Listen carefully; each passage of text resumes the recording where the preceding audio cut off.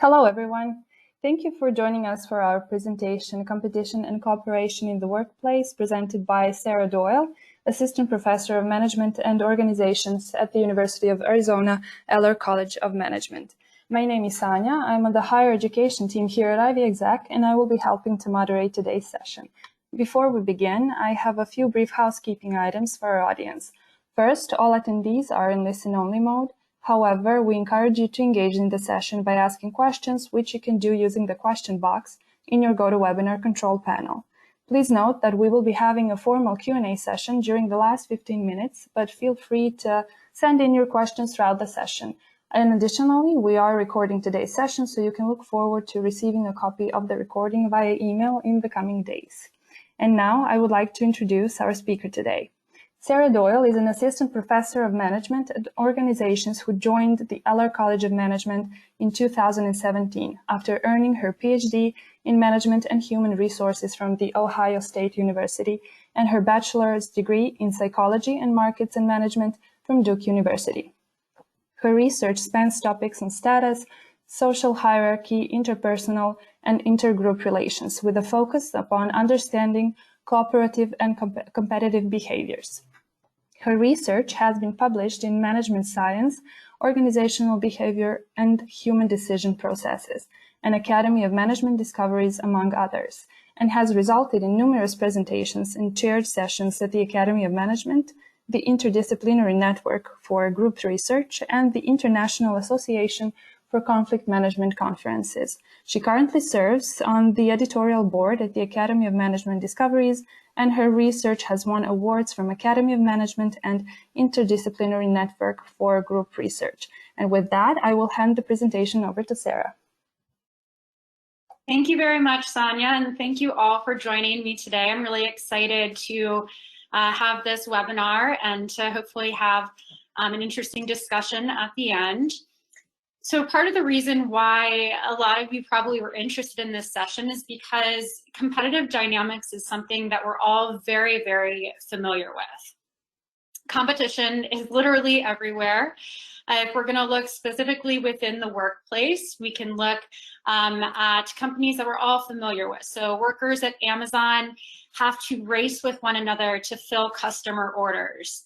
At Target, we have programs that are built into the cashier machines.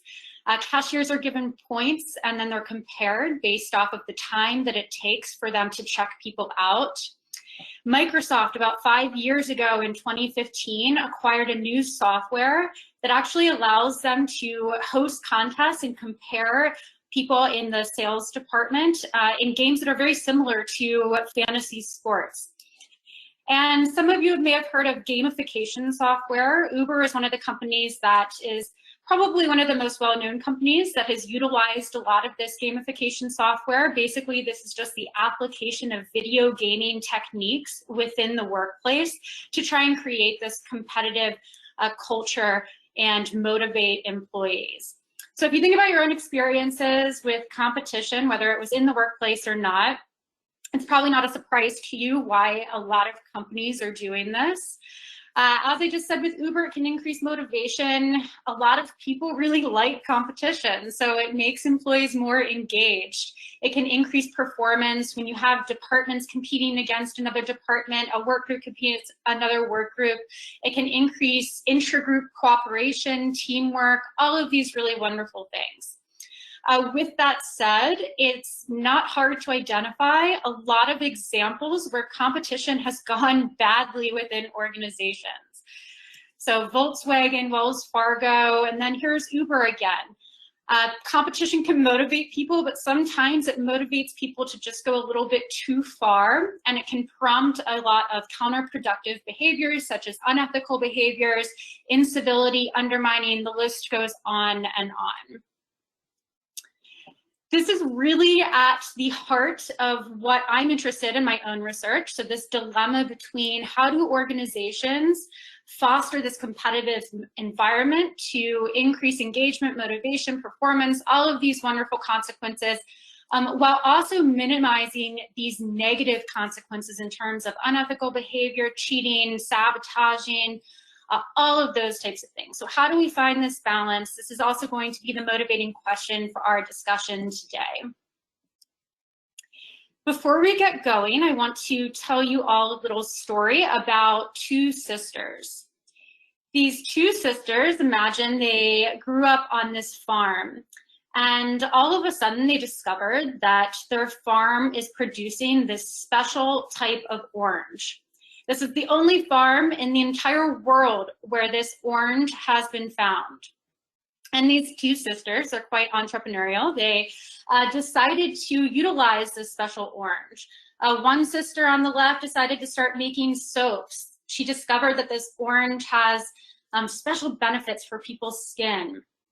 The sister on the right discovered that, oh, there's all of these health benefits with this orange. She decided to start her own restaurant that uses these oranges for things like pies, all sorts of different things. Well, they both came to this point and they need exactly one more orange to fulfill their orders with either the soaps on the left or with the restaurant on the right.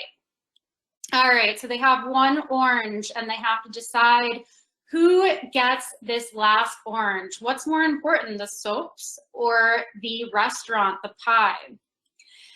There's a couple of different ways that this could play out. So if you've ever been in a situation like this, sometimes one person is feeling extra giving, or they're just a pushover, whatever it might be, they end up giving their orange up. The other person enters in a very competitive mindset and decides to take the orange for themselves. So this is one outcome of a situation like this. One person gets the whole orange and the other person walks away with nothing. All right, we can also imagine another situation or how this story ends. Both sisters are equally competitive, so no one's giving up that orange this time. So what do? They decide to split the orange equally in half. Now, this might seem like a decent outcome. I mean, they're both getting the same thing. They're both getting half of the orange.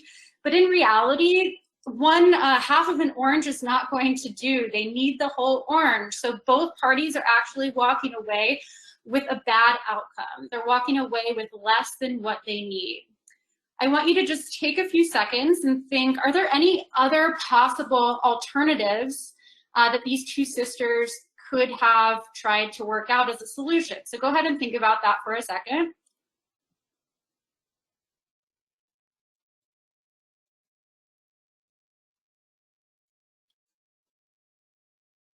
All right, what if I were to tell you that in order to make the soaps, the sister on the left only needs the rind of the orange, and in order to make all of the recipes, the sister on the right only needs the juice of the orange? It turns out that if the sisters had exchanged information and discussed exactly what they needed, what their priorities were, they could have each walked away with exactly what they wanted through peeling the orange and giving the juice, the inside, to the sister on the right, and the rind, the peel, to the sister on the left.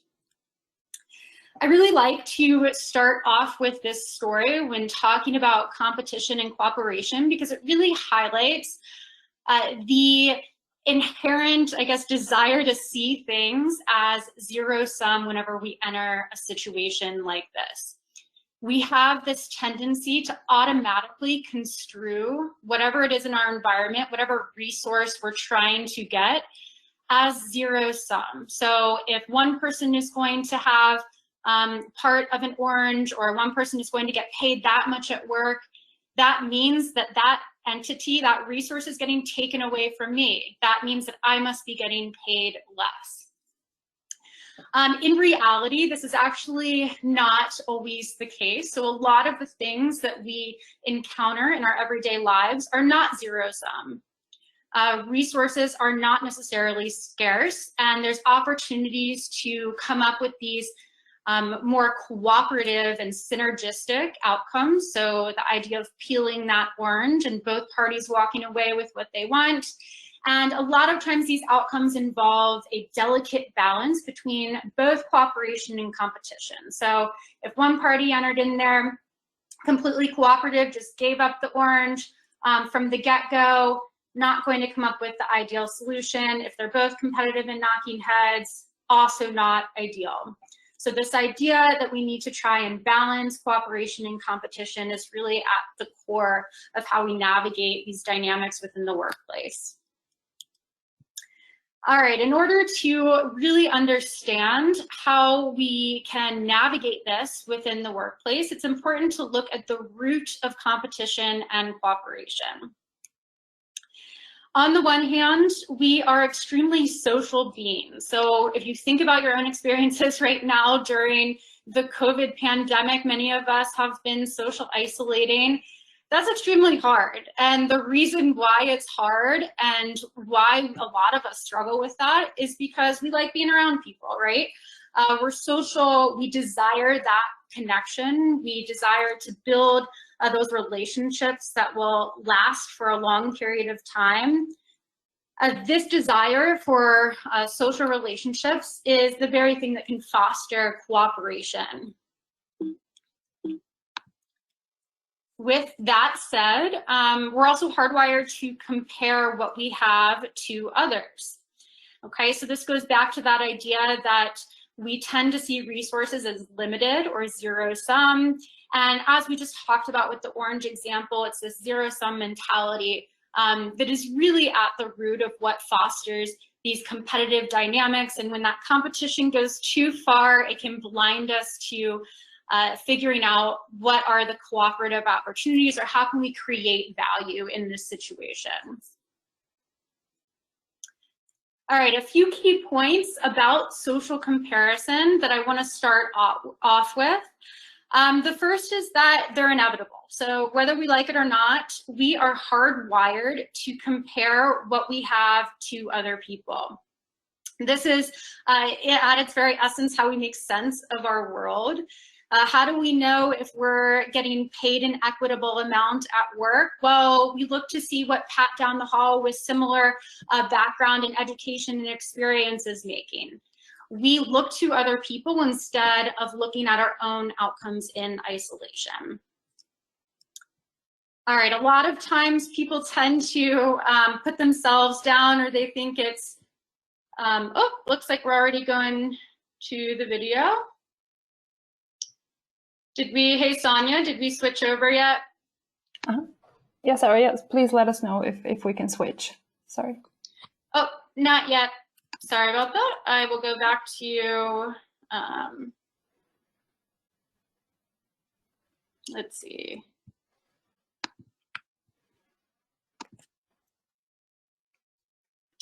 Looks like my webinar exited out. Go back. So what I was going to say, so we're going to watch a video in just a moment here, and this really takes us back to the root of social comparison. All right, here we are. Takes us back to the root of social comparison, and we can think about this going all the way back to our evolutionary ancestors. So this experiment in particular that we're going to watch has to do with monkeys. And as you're going to see, so this experiment is one of my very favorite to demonstrate social comparisons, and the researchers that designed it, it reflects these social comparison dynamics, but you'll notice that they've also framed it within how do people interpret equity or inequity, which is also a related topic. But Franz de Waal, the main experimenter in this research, took capuchin monkeys, and what he decided to do, these were capuchin monkeys that were actually friends. They were part of the same social group within their environment. And started off with one capuchin monkey. The task was very simple. The capuchin monkey had to give the experimenter a rock, and then they gave the capuchin monkey a piece of cucumber in exchange. The monkeys loved this. They loved that reward. They really enjoyed the cucumber until another monkey next to them, their friend, started getting a superior reward for the same exact task, a grape. Then the monkey started to react negatively. All right, so we're going to go ahead. I'm going to go and switch over to Sonia, who can pass on the video and get this playing.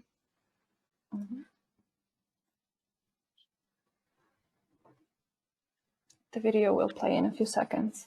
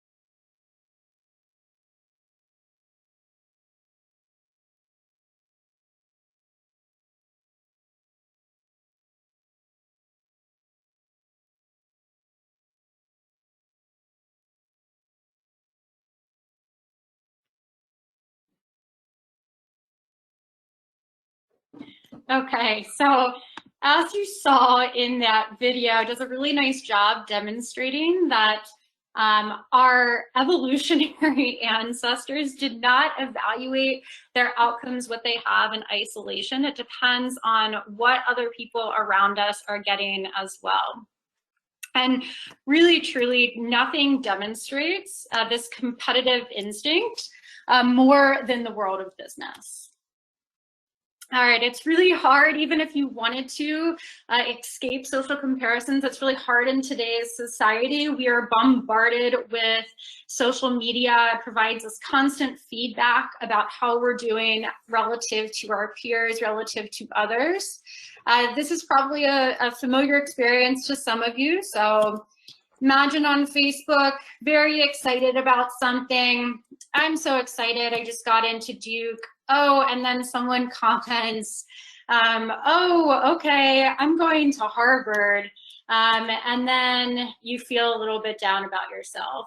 So a little disclaimer, I'm a very proud alumni of Duke. This is a joke that's adapted from me, myself, and Irene. But you get the idea here. So the idea that you can be very excited about something objectively speaking, and then the minute that you're forced to compare that outcome to someone else, it can make you feel pretty crummy. There are certain times that a comparison like this can actually motivate you to be better, to do better. And the second point that I want to make is that sometimes when we're thinking about whether comparisons are going to make us feel worse or motivate us to do better, it depends on who we are comparing ourselves to. So it's not just how you compare, but with whom you are comparing yourself to. And research shows that it tends to be people who are very similar to us. So think about sister rivalries. They have the Williams sisters down there. People that are of the same sex, similar background, from the same high school. These tend to be our very fiercest competitors. All right, and then the third point, social comparisons can come in multiple directions. So you can compare upwards and you can compare downwards. So to demonstrate the importance of this point about social comparisons, I want you all to imagine getting first, second, or third place. Now, which place would you like to have? Obviously, most people would probably say, well, of course, I want to be the winner. I want to be in first place. All right, well, take that one off the table. Now, if you were asked, would you rather have second place, a silver medal, or would you rather have third place, a bronze medal? All right, the majority of people would probably say a silver medal, right? So everyone knows that a silver medal is better than a bronze, objectively speaking. That said, experimental research shows us that that is not the case. There are some researchers, Matsumoto and Willingham, and they analyze the facial expressions and the satisfaction of Olympic athletes who were in second and third place. And what they found is that people who came in second place were actually significantly less satisfied and less happy than those individuals that walked away with the bronze medal. So what is going on here? They actually call this the silver medal face effect. Well, it depends on who they are comparing themselves to. So if you win the bronze medal, the most salient comparison to you is going to be that person that didn't win a medal at all, right? So you're looking downward. Thank goodness that I got a bronze medal. This is much better than not getting a medal at all. This is in comparison to the silver medalist. The most salient comparison is going to be that person that got the gold. So they are going to be just thinking and rethinking about what they could have done differently to walk away with that first place finish. All right, so that demonstrates the direction piece. And then the final component to social comparisons is to recognize that, yes, they can motivate people, but it's possible to become too motivated. And as we saw in the beginning examples, this can result in a lot of counterproductive behaviors, unethical behaviors, sabotaging, etc. All right, so back to our motivating question. How do we navigate this dilemma? How can we use these social comparisons to find that right balance of competition, cooperation, where we're motivating people, keeping people engaged, but avoiding all of these negative consequences?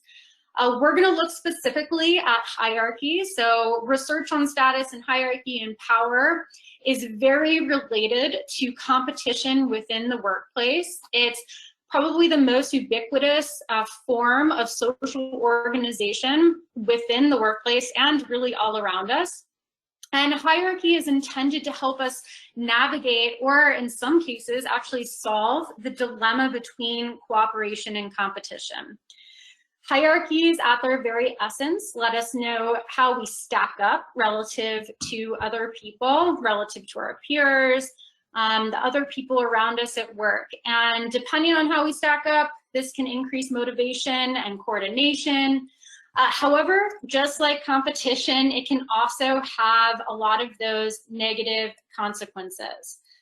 So we're going to be exploring hierarchy a little bit. Right now, before we get started, I want you to take a little quiz for yourself. So in which context do you think a clearly defined hierarchy will be particularly beneficial? I'm not sure. I think you should be able to select all. If you can't select all, just pick the one that you think would work best. So Sonia, you can go ahead and launch this question. Yes, so the poll has been now launched. Please feel free to submit your responses.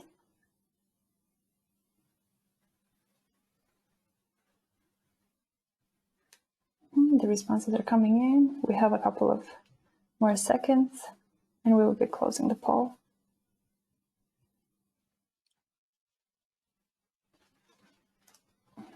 The poll is now closed. And so we have 64% of them who said mountain climbing teams, 21% who said basketball teams, 15% baseball teams, 38% equity analysis teams, and only 10% check here if you think none of the above, so none of the above. Okay, great. That's very interesting. So I'm not going to tell you the answer yet, but we're going to, by the end of this presentation, you will be able to answer this question, or at least have a more informed answer.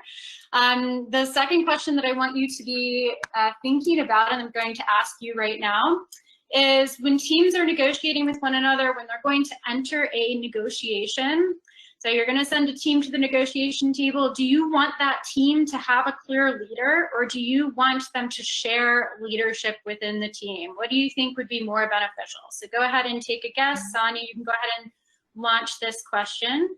Yes, here it is.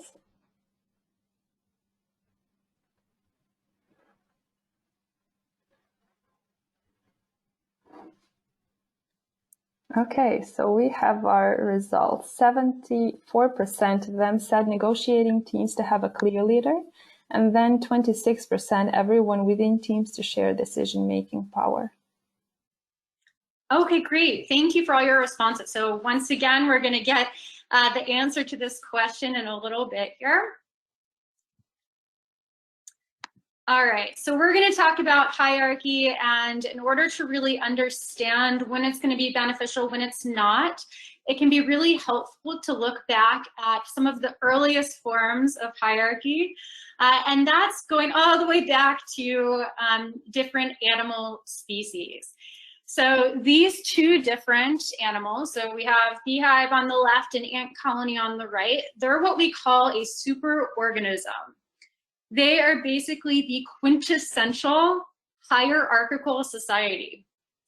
All right, they have relied on hierarchy their whole existence and for survival, and animals that actually reach this superorganism status have never gone extinct. So it's clearly doing something pretty good for them. So hierarchy in this case can obviously have very positive consequences. So if we think about why hierarchy is probably beneficial for a beehive or for ant colonies, well, it creates this division of labor, right? So if you ever watch ants, they clearly know who's doing what, who is in charge of what task. There's a great deal of role asynchrony, and it's very coordinated. So nobody is putting, or no animal, no bee or ant is putting themselves above the entire colony. They all work together in this coordinated fashion. So from this perspective, hierarchy can help teams. It can help them to perform better in a number of different ways. Important when we're thinking about the consequences of hierarchy and competition, all of these things, is not just to focus upon the outcomes. So the outcomes being things like motivation, coordination, the things up here on the screen, but is to really understand why it is having these consequences. All right, so when we think about why hierarchy is actually helping these teams to perform better, and there's a few different reasons. The first is that people actually crave having some sort of structure, especially when we feel like the rest of our world or life is out of control. So when uncertainty is really high, we gravitate towards wanting some sort of defined structure. Once again, it provides us with information about what we should do and when, who we should go to, all sorts of things. Number two, it can direct people's attention. So there's less ambiguity about who should be going to who for what types of tasks. And then of course, it can be motivating because people want to get those rewards that are associated with those positions that are high in the hierarchy. All right, I'm going to give some examples to demonstrate this. Example one, this is a study that was done in the 1970s. And this study actually looked at data from the Great Depression. So the data in the study spanned from the 1920s to the 1940s. And this was a time when economic uncertainty was extremely high. So from this sense, people lacked control. They felt very out of control. What this study found is that people were more inclined when uncertainty was high, to transition over into more authoritarian churches. So they actually joined more authoritarian churches because they had that desire for structure, that hierarchy. All right, so this goes back to that first point, that hierarchy can provide people with a sense of control when they feel like the rest of their world is uncertain or chaotic.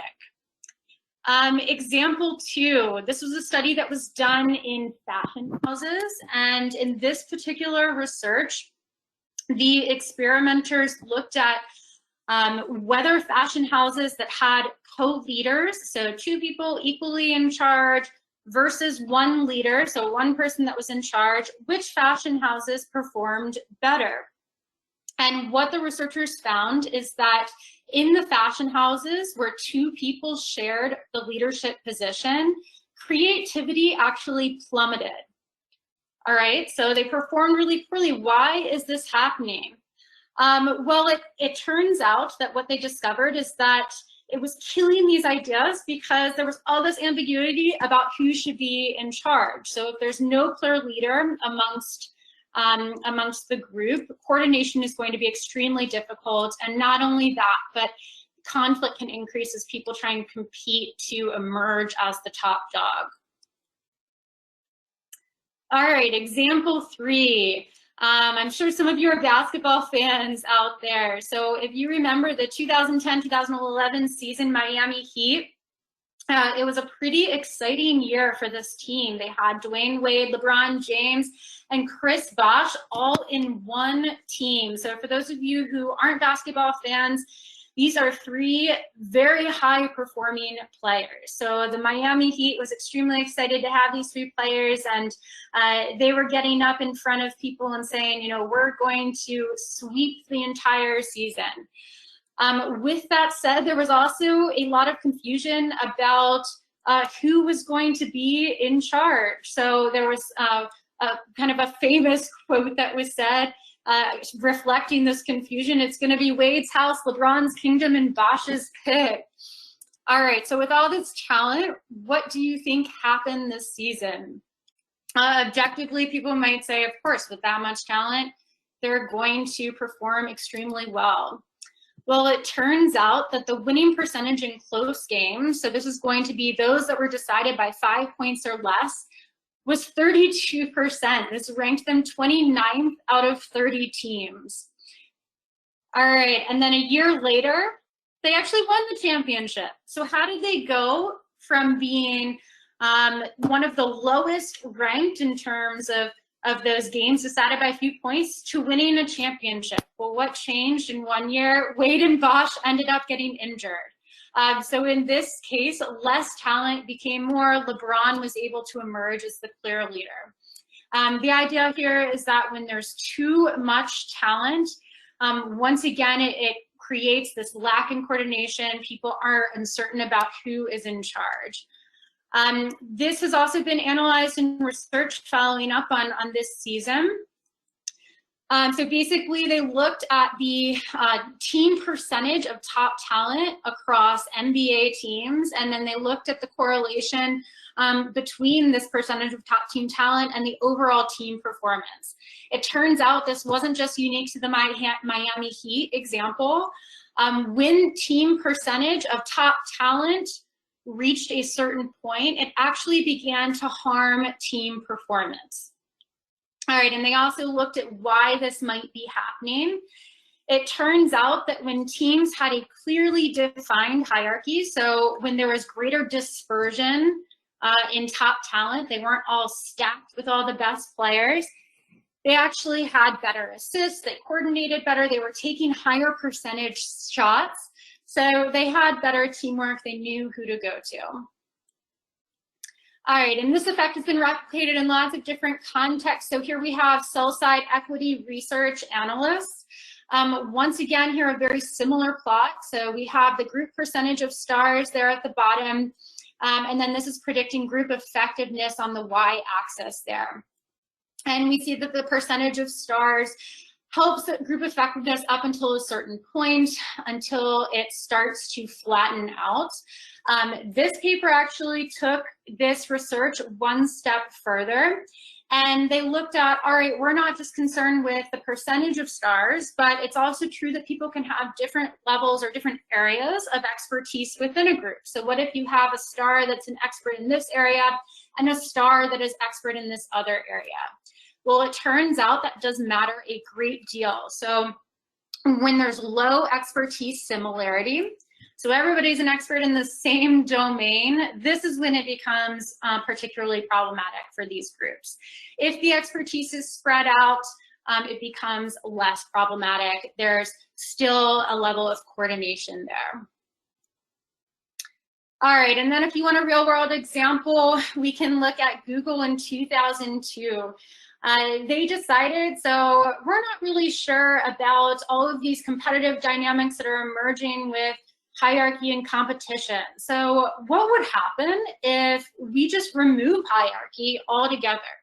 So they did this radical experiment, just took out all of the job titles, and what happened? Not a lot of very good things. So it turns out that there was a lot of confusion about who should go to who for what certain types of tasks. Messages were being emailed to the wrong people, and within 3 months, Google took back the experiment and decided, no, we do need some degree of hierarchy.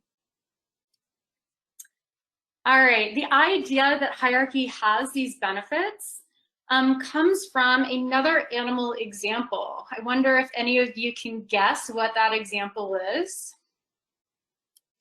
If you guessed chickens, then you would be right. So a lot of you have probably heard the saying, we need to have some sort of pecking order. Well, yes, that comes from chickens, and because they peck. So it turns out that the highest producing chickens in terms of the number of eggs that they produce are also the most competitive chickens.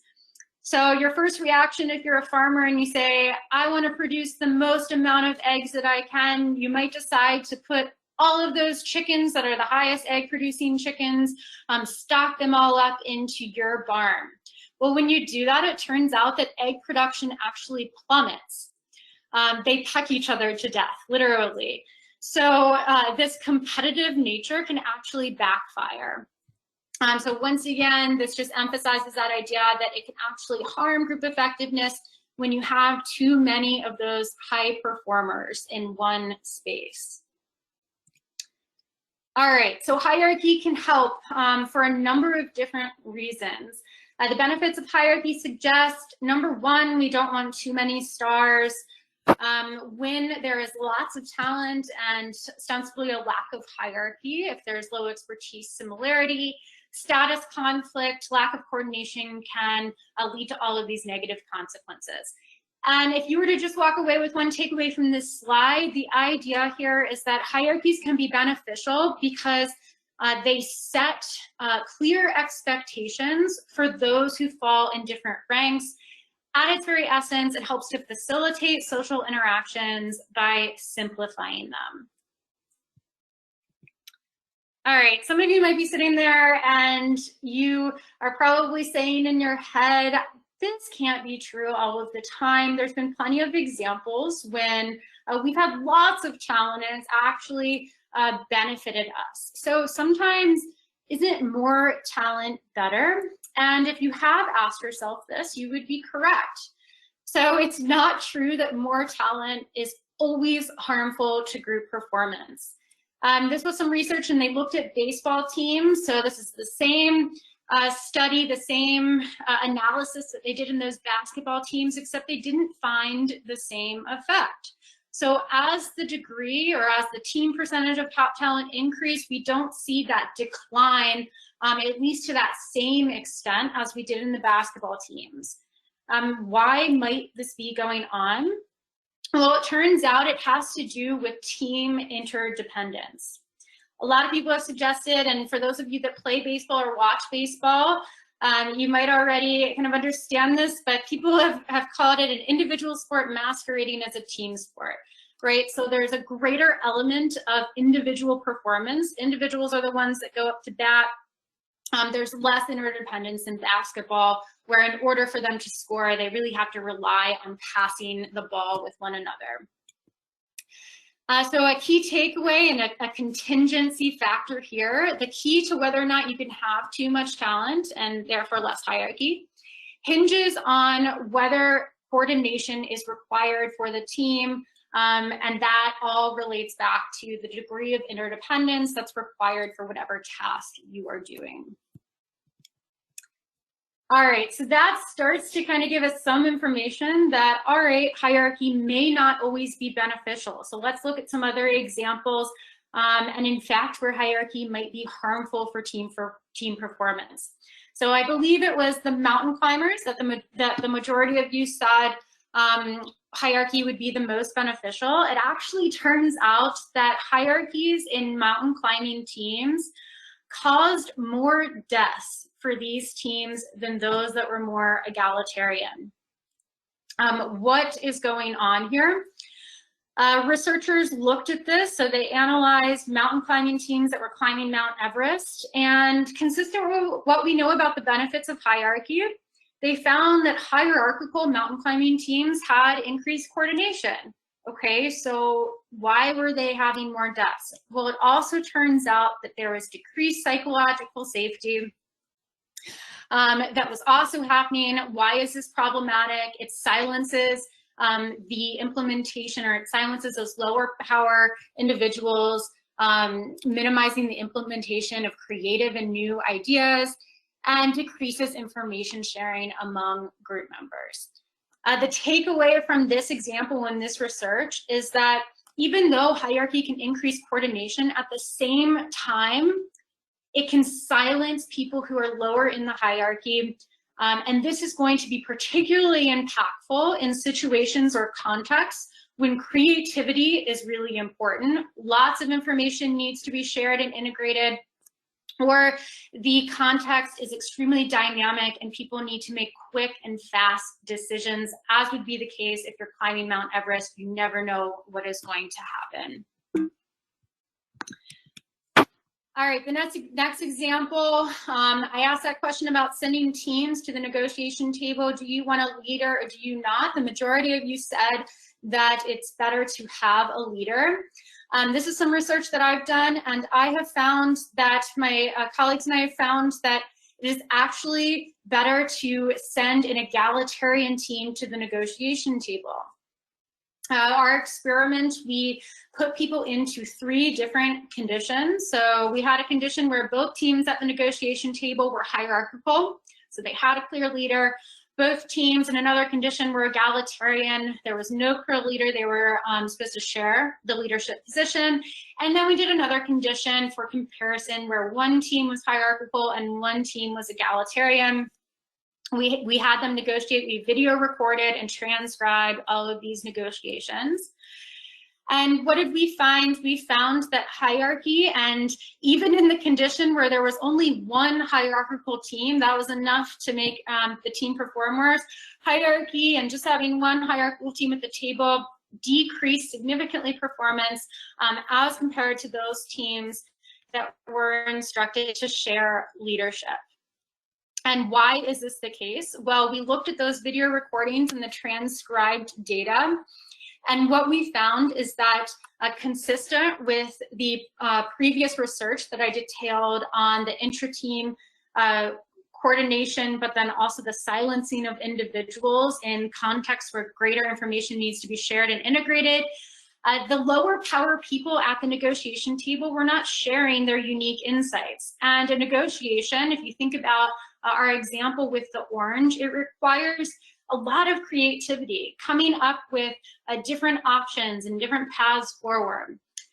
They were also engaging in greater value claiming strategy. So a value claiming strategy would be that strategy where you just split the orange in half, primarily focused on claiming your share of the pie.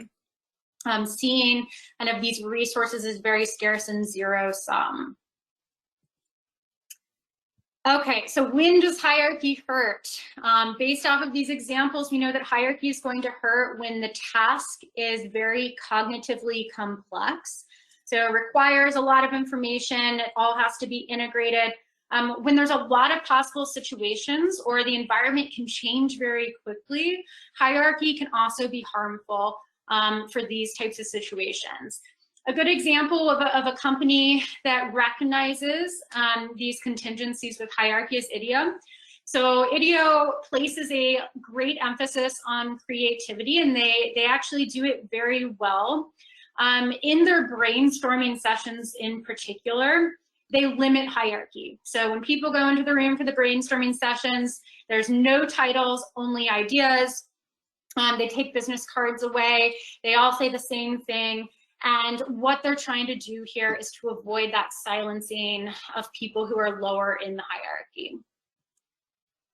All right, so for this next exercise, I want everybody to take your finger and I want you to press it against your forehead and draw the capital letter E on your forehead. So go ahead and take a few seconds and do that.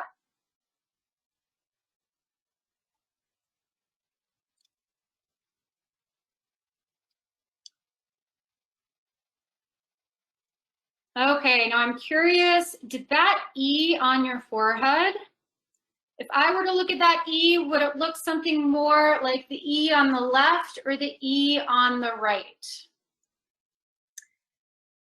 For those of you who drew a backwards E, so the E is from your own perspective, front facing, but backwards to the rest of the world, if that were actually written on your forehead.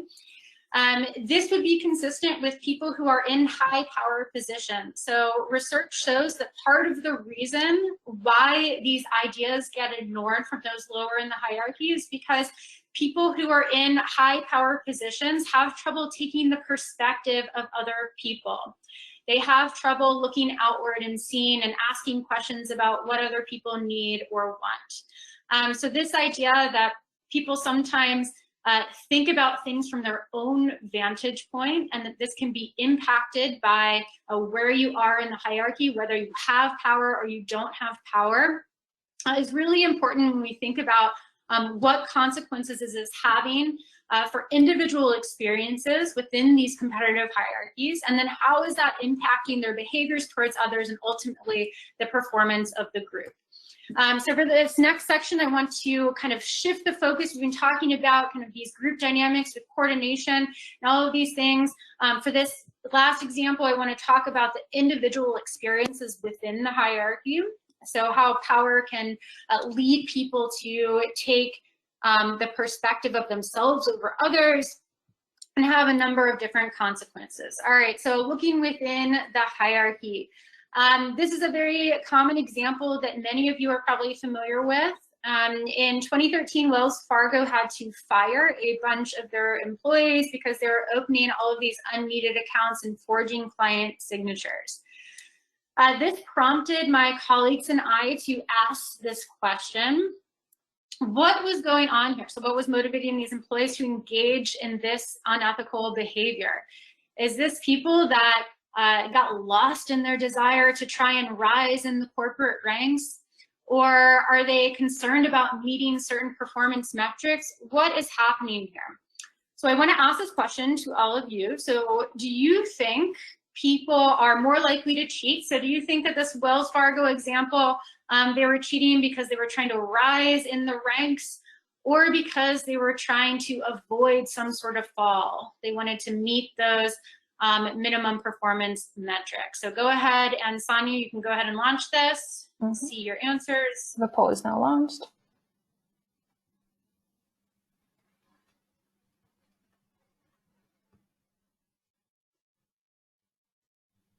We'll be closing the poll in a few seconds.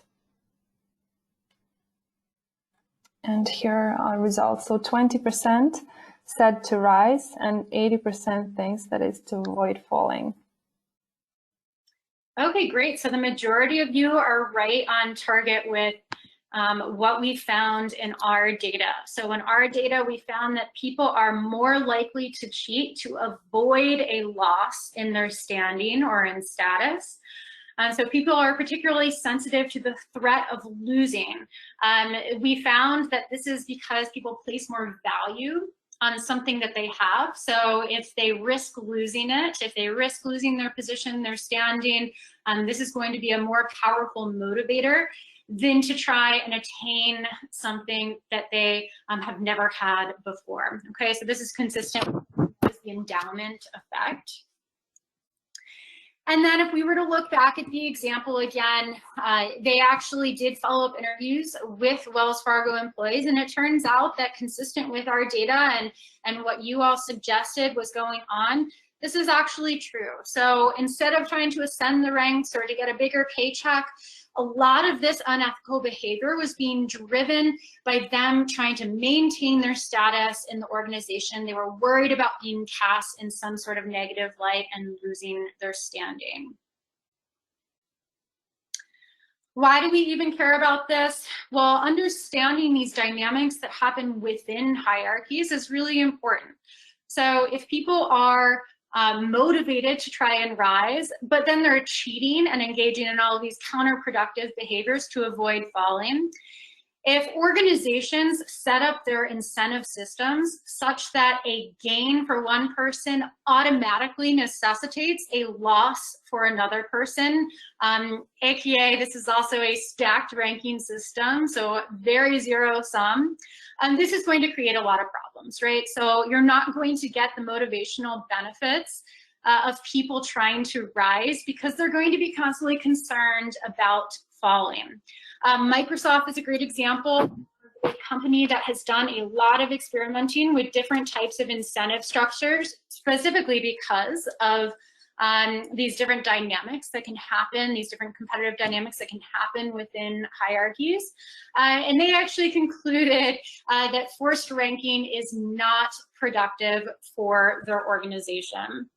Once again, if we go back to IDEO, so a great example of a company that does a lot of things really well in terms of navigating cooperation and competition.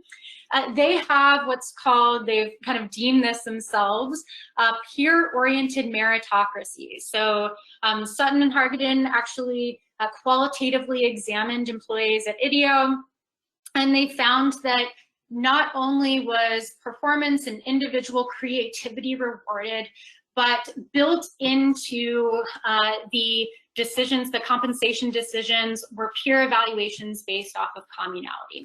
So having some sort of balance where both are important is really, really productive for organizations. So if we think about creating or removing hierarchy altogether, so if you recall, Google just decided to remove hierarchy. Another common example of this is Zappos drastically changed. They invested millions of dollars changing the structure of their organization based off of the fact that they thought competition was bad. Instead of taking a very black and white perspective to this question, I would encourage you to think about why hierarchical competition is having positive or negative effects, and adopt a contingency perspective. So think about when and why might hierarchy be good, right? So it might be good for certain organizations, industries, for certain tasks or departments, and when might it be bad?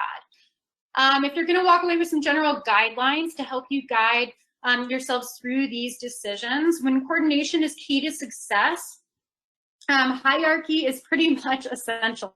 So if you think back to that basketball versus baseball example, and think about the degree of interdependence that is required in whatever task it is that you're doing.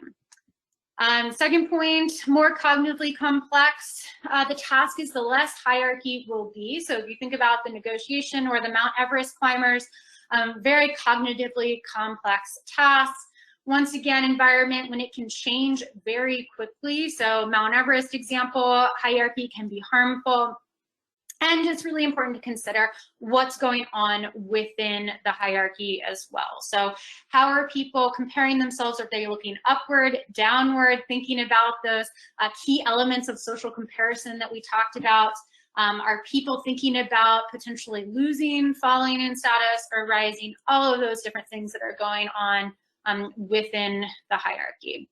If you're really interested in this kind of stuff, I would strongly encourage you to check out this book by Adam Galinsky and Maurice Schweitzer.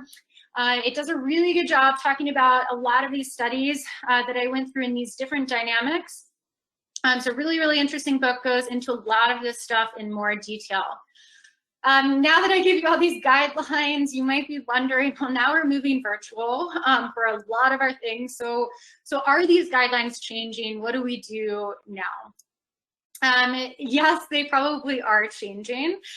To give you some idea of what might be going on, we can think about receiving a text like this. So imagine receiving a text or sending a text, something that you're asked to do at work.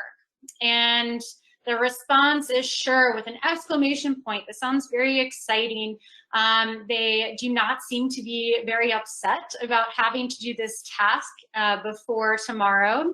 But what happens if instead of an exclamation point, it looks like a period? Suddenly the tone changes. So these very, very small things can change the interpretation of messages. And when we're thinking about social comparisons, this is really, really important because comparisons come from things that we see and hear. And if we think about how we see and hear things virtually, we do so very differently. So we really need to think about what we're sending, what we're displaying online, how that's impacting comparisons and competitive dynamics. Also, if we think about the current circumstances, there is a great deal of uncertainty going on. We have no idea what's even going to happen next week within a lot of our workplaces. Recall one of hierarchy's benefits. So people crave hierarchy when there's a lot of uncertainty. This might be suggestive that, okay, maybe we need to implement more structure, more hierarchy into our organization, into our environment. With that said, you might be thinking, well, you just told us that when resources are scarce, people are extra competitive. When the environment is dynamic and changing, you need to have voices from all people. And doesn't hierarchy silence people lower in power? Yes, it does. So all of this is true. So what do we decide to do? Is hierarchy good or bad? Once again, more of a contingency perspective can be helpful here, and there's ways that you can maximize the benefits and minimize the costs. So how do we do this? First, recognize how your virtual actions might be perceived by others. So make sure that you are taking the perspective of other people. So back to that example, if you're one of those people that just defaults to seeing things from your own perspective, really try and work on seeing things from other people's vantage points. Also, focusing people on team goals and objectives can be really, really important to shift that zero-sum mindset. So as I mentioned, you might want some sort of structure hierarchy to decrease that uncertainty that's going on. But in order to minimize the zero-sum mindset that can be elevated because of the furloughs, unemployment, all of these threatening situations economically, focusing people on team goals and objectives can be really important. And then to encourage broad participation, so to minimize that silencing effect of hierarchy, make sure you're doing things to create an environment that is very psychologically safe for all people to speak up. All right, so here's that book that I mentioned earlier, and then a number of other books if you want to learn more. So these span topics that are more squarely focused on competition cooperation, all the way to cheating behavior, dishonesty, and giving and helping behaviors, all related dynamics. And then we're going to move on to the Q&A portion, and I'm also just going to put up this slide. If you are interested in checking out some of our programs at Eller, here are some of our graduate programs. And then Sonia, I'll go ahead and pass it on to you for the Q&A. Thank you so much, Sarah, and thank you for such a great content you provided us today. And okay, we've received a couple of very interesting questions throughout the session. So first, Steve would like to know, how do you balance inside a corporation in the entrepreneurial spirit versus the need for corporate controls? That is a great question. So I would actually lean, so in that case, that type of industry or that type of organization, I think, once again, IDEO is a great exemplar that does that really well, right? So they're very entrepreneurial. They need to foster creativity among their employees, but then they also need to have some sort of structure. So if we think about the research that looked at that organization qualitatively, they have this peer-oriented meritocracy. So what this means is that they place a strong emphasis on individual creativity and performance and output. At the same time, their compensation is based off of their peers evaluating them. Okay, so a large part of how they're getting paid is going to be the very people that they're supposed to be cooperating with are evaluating what they're like to work with. So creating that balance, embedding that within the incentive structure can be really, really valuable and helpful. Another thing to consider is you don't have to have a one-size-fits-all strategy for the entire organization. A lot of times companies are successful by recognizing what types of situations or contexts require more structure, and then what types of situations or contexts, and this could be, for instance, the brainstorming meeting. The minute that we go into that room, we do not want hierarchy. So realizing that you can shift between, it's not an all or nothing type of thing, can be really helpful. Thank you, Sarah. We have another question, this time from Christoph. On the hierarchy versus egalitarian negotiations. So when a hierarchy was pitted against an egalitarian group, which one had the better result for their side? Did your research find something on that? Yes, we did look at that. So that's a great question. This person asked this question must be thinking like a researcher. So it turns out that we did not find any differences. We were actually expecting to find that the hierarchical team would claim more value than the egalitarian team when they were pitted against one another. We ended up finding that there were no differences. And when we were trying to figure out why this might be the case, we started looking into the video transcriptions and the video recordings. And what we found is that when one team is hierarchical and they start behaving in this very competitive and value claiming way, the other team starts to mirror that strategy. So even if the egalitarian team was walking in with a different strategy, or they were more open to exposing kind of different avenues to pursue, they were mirroring what the other team on the other side was doing. So one competitive team creates the tone or sets the tone for the entire table. Got it. Thank you. Dharmesh here would like to know, what about cases where talent is high in team and leader is defined, but there is high competition among them? Can you repeat that question? So talent is high. Yes, a team and leader is defined, but there is high competition among them.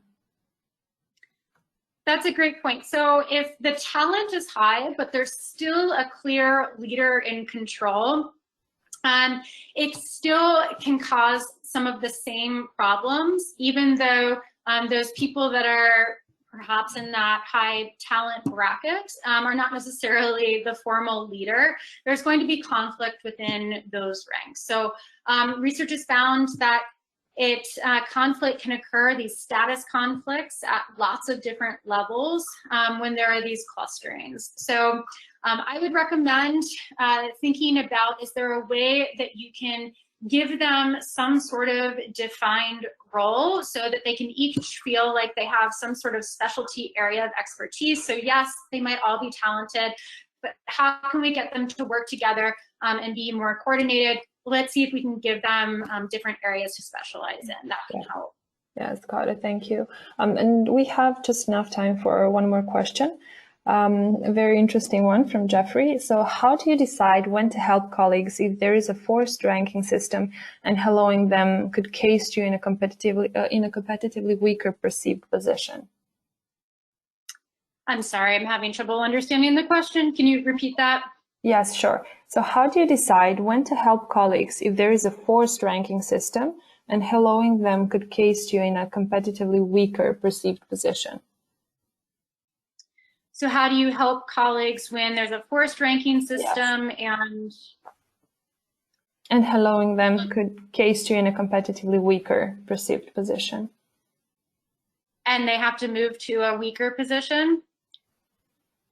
It could actually case you in a weaker position. Oh, it can cast you in a weaker position. I'm having trouble hearing you, but I think if what I'm hearing is correct, so what about if there's a forced ranking system and you want to help kind of that situation or context, and it's casting other people in a lower position in the ranking? Did I get that somewhat right? Yes, exactly. Can you hear me now, sir? Yeah, so great question. So in general, I would say forced ranking systems tend to be very counterproductive for the majority of organizations. That said, I understand that people may not necessarily have the agency to completely change those types of incentive structures or systems within your organizations. So if you're in that type of situation and you want to help out some people that may be getting pushed down to the bottom, I think informal acknowledgement and recognition for some of the other things that they're doing can actually be very powerful. So there's been a lot of surveys and data that has said that one of the things that people want most that they don't get a lot of times in the workplace is recognition and acknowledgement for some of the things that aren't reflected on performance metrics. So let's say you have your peers and you know, okay, they've had a bad month of sales, they're gonna get pushed down in that forced ranking system. Well, I'm gonna go to my boss and say, you know, I know that this person got pushed down, but I think that we should recognize them for all of these other things that they're doing, how they're adding to the culture, they've helped me out a bunch. If that gets passed on to that person, that can be extremely powerful and potentially keep them motivated despite being a lower performer, objectively speaking. Thank you, Sarah. And with that, we're going to close our Q&A session. And Sarah, if you'd like, please feel free to share any final words for our audience. I'd just like to thank everybody for being here and joining me today. And I hope you all learned something. Please feel free to reach out with any questions that you have following this. I would love to hear from you. And I hope you all have a wonderful day and stay safe and healthy during this time. Thank you. Thank you again, Sarah, for an amazing presentation. And it was a great pleasure having you today. And we would also like to thank our audience for joining us for today's session. And stay safe and stay well. And we hope to see you on our future webinars. Thank you, everyone. Bye.